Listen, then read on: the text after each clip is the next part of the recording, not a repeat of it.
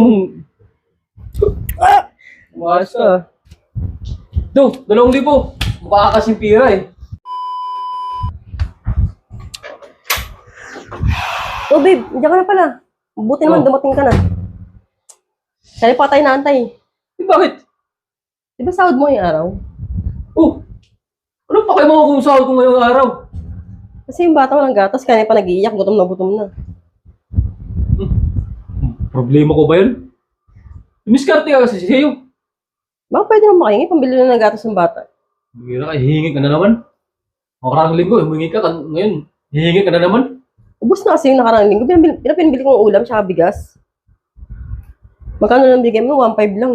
Di ka kasi marunong magtipid. Magtipid ka kasi. Hindi yung puro ka bili. Baka meron ka naman dyan. Kahit pambili na ng gatas, kawawa naman yung bata. Ulit mo naman, pag inom mo namin to eh. Sige na.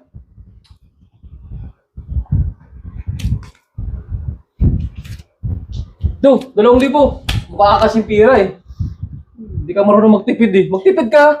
Hindi yung iasa mo sa akin lahat ng pambili ng gatas at pampers. Hindi ka marunong dumiskarte yung ano? Ulam pa nga to eh. Pambili na ng gatas to eh. Pareho padagdag. Padagdag ka pa eh. Tama na yan. Ulam pa nga to eh. Ano sabi mo? Wala. Pabulong-bulong ka pa dyan. Saka huwag kayo padagdag ha.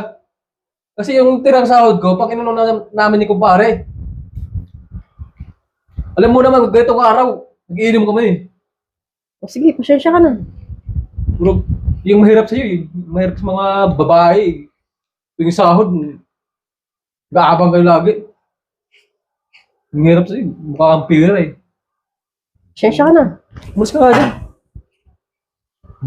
Buisit ako sa'yo eh. Muna pa yung bisyo kasi sa anak niya.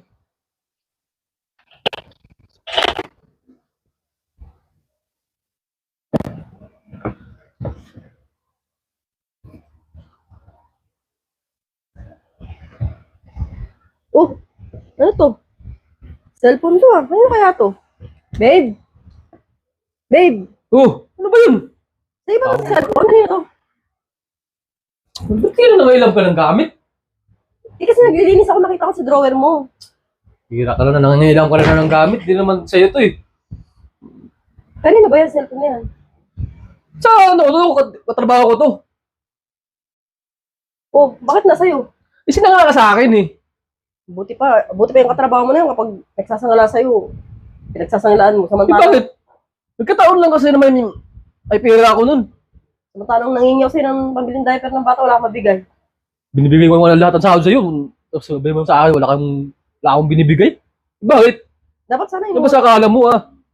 dapat sana inuuna mo muna yung mga pangangailangan ng bata bago yung mga ganyan. Hindi mo importante yun. Wala pa. Parang ano? Talaga bang sa trabaho mo yan? Eh bakit?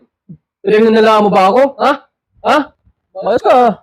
Hindi naman sa ganun, nagtatanong naman ako eh. Sa trabaho mo ba talaga yan? Oo, bakit? Sa tuno ko pala. Wala kang tiwala sa akin eh. Kasi tinatago mo dito, hindi naman sana sinabi na nagsangla sa'yo yung katrabaho mo. Nung matagal na yan dyan eh. Bakit mo sasabihin sa'yo? Ha? Puro ka ganito. Puro ka hinala. Wala kang tiwala sa akin.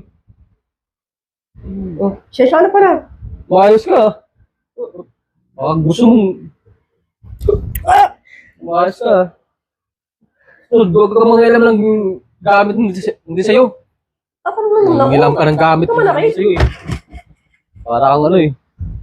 Mayos ka pa. Di ka masaktan ha. Siya na. Wala kang pintang babae. Masama na pala magtanong na yun.